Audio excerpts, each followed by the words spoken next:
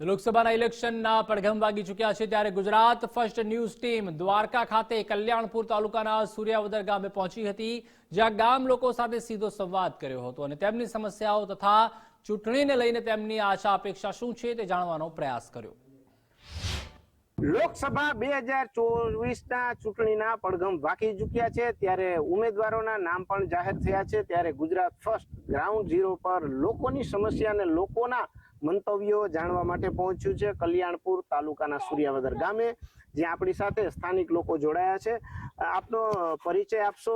સૂર્યાવદર ગામમાં શું સમસ્યા છે? લોકસભાના ઉમેદવારો ભાજપ કોંગ્રેસના જાહેર થઈ ચૂક્યા છે, કેટલી સમસ્યા છે અને કેટલા પ્રશ્નોનું નિરાકરણ થયું છે? મારું નામ કણજારિયા રણછોડભાઈ છે। હું સૂર્યાવદરનો રહેવાસી છું। અહીં સૂર્યાવદરની અંદર અત્યારે ગામમાં સમસ્યા તો ઘણી બધી છે, પણ એનું હજી નિવારણ કાંઈ આવતું નથી। એનું કારણ એક જ છે કે જે સંસદ સભ્ય છે, જે સભ્ય જે ચૂંટાઈ ગયેલા છે એ કાંઈ ધ્યાન દેતા નથી। અને બીજા નંબરમાં સાની ડેમનો અમારો મોટો પ્રશ્ન છે। 7-8 વર્ષથી એમને પડ્યો છે અને બહુ ગામમાં 25 થી 27 ગામની અંદર 25 થી 27 ગામને પાણીનો પ્રશ્ન મોટો છે।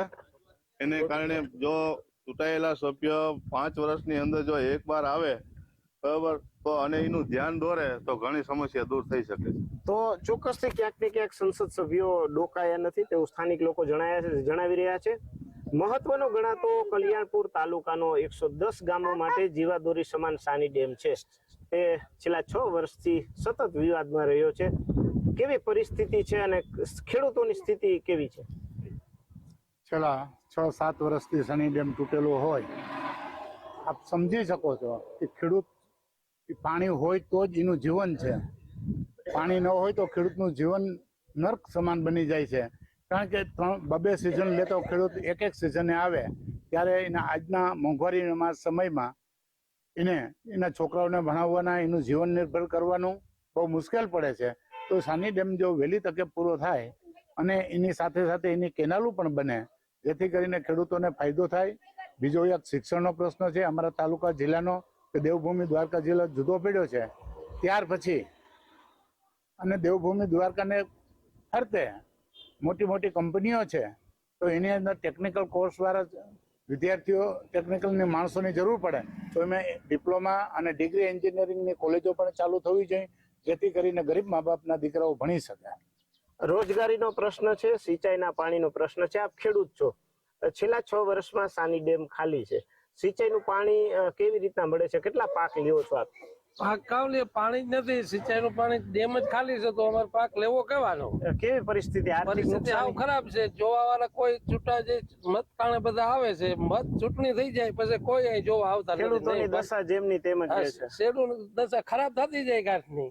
પાક વીમો બંધ થઈ ચુક્યો છે, પાક કઈ થતો જ નથી। પાણી વગર શું થાય? વરસાદ ખેંચી જાય એટલે કઈ થાય તો થવાનું છે, પાણી છે નહીં, અમારે હાવ પથ્થર જ છે હાની કાંઠે, તો શું કરે? દાદા, સતત સાની ડેમ માંથી ખાલી હોવાથી પાણીના કારણે જમીન ધોવાણ પણ થયું છે, પાક વીમો બંધ થયો છે, આ વિસ્તારના ખેડૂતોની હાલત શું છે? એ સહી પાણી કોઈ સરકાર જોતું જ નથી। પાક વીમો 3 વર્ષે બંધ છે, આપણે લોન ઉપાડી વ્યાજ ભરી આમાં બરોબર છે, 1 લાખ 1.5 લાખ હોય તો 15,000 રૂપિયા થાય, આમાં દઈ લ્યો। વીમો તો આવવું જોઈએ કે ના આવવું જોઈએ? તમામ બાબતોનો વીમો હોય છે, ખેડૂતોને જ વીમો નથી પણ આવવું જોઈએ, પછી કઈ આવ્યું નથી લેવા। તો ખેડૂતોને કેવી નુકસાન છે છેલ્લા 6 વર્ષમાં? મોટા મોટી નુકસાન આમાં ભરવા પડે પૈસા। અચ્છા, અને નુકસાની જાય તો કોઈ વળતર વીમો મળતો નથી? કઈ મળ્યું નથી, કેટલી વાર આપણે ધોવાના પૈસા કોઈને મળ્યા નથી, તો કર્યું બધું। ચોક્કસથી ક્યાંક ને ક્યાંક જમીન માપણીથી લઈ અને પાક વીમા સહિતના જે પ્રશ્નો છે તે ખેડૂતોને સતત ચિંતામાં મૂકી રહ્યા છે। ગામના સરપંચ છે, છેલ્લા વિકાસના કામોની વાત કરવામાં આવે તો વિસ્તારના વિકાસના કામો કેટલા થયા છે? શિક્ષણ, આરોગ્યને લઈને શું સમસ્યાઓ છે? કેટલો વિકાસ છે આ વિસ્તારમાં? આ વિસ્તારમાં આરોગ્યના કામ તો બાંધકામ તો થાય જ છે, પણ જે બાંધકામ થાય એની અંદર જે આરોગ્યની પાસે જે સુવિધા દેવામાં આવે એ સુવિધા નથી આપતા। બાકી તો આરોગ્યનું બિલ્ડિંગ હોય તો બિલ્ડિંગની અંદર પાછી જે સુવિધા છે એને સાચવણી કરવી પડે, એ માટે કોઈ ડોક્ટરો નથી હોતા, એવું કઈ આપવામાં આવતું નથી। MBBS ડોક્ટરોની પણ ઘટ છે, આરોગ્યની સ્થિતિ કેવી છે? આરોગ્યની સ્થિતિ પણ બહુ ભયંકર છે, ખરાબ છે। અચ્છા, સ્ટાફ નથી એટલે લોકો બિલ્ડિંગો મળે છે પણ સ્ટાફ નથી। આપણી સાથે અન્ય લોકો પણ જોડાયા છે। આપ ખેતી કરો છો, કેવી સ્થિતિ છે? છેલ્લા 6-7 વર્ષથી ડેમ ખાલી છે, પાક વીમો બંધ થઈ ગયો છે, લોકસભાની ચૂંટણીઓ આવી છે. આ વિસ્તારમાં કેવી સમસ્યાઓ છે, કેવો વિકાસ થયો છે કે નહીં, અને એક ખેડૂત તરીકે હાલ તમને કેવી તકલીફ પડી રહી છે? એટલે આ 6-7 વર્ષ થયા, વરસાદના અભાવે અમારે કોઈ આકાશી આધાર સિવાય બીજો પાક કોઈ લઈ નથી શકતા. બરોબર, જો સાની ડેમ ભરાય તો આપણે 2-3 મોસમ લઈ તો ખેડૂતો પોતે પોતાની રીતે આત્મનિર્ભર બને. આપણે સરકાર રોગી વાતો કરે છે કે આત્મનિર્ભર ભારત બને, પણ જો પાણીની સમસ્યા હોય ને પાણી ન આવે તો ખેડૂત કઈ રીતે આત્મનિર્ભર બને? જ્યાં સુધી ખેડૂત આત્મનિર્ભર નહીં બને ત્યાં સુધી કોઈ દેશ આત્મનિર્ભર બનવાનો નથી.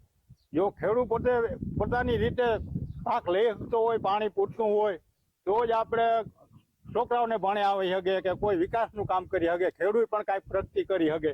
તો પાણી વિનાનો ખેડૂત શું કરે? જ્યાં સુધી સાની ડેમ પૂરો નહીં થાય ત્યાં સુધી આની સ્થિતિ બહુ કફોડી રહી છે. સમજ્યા?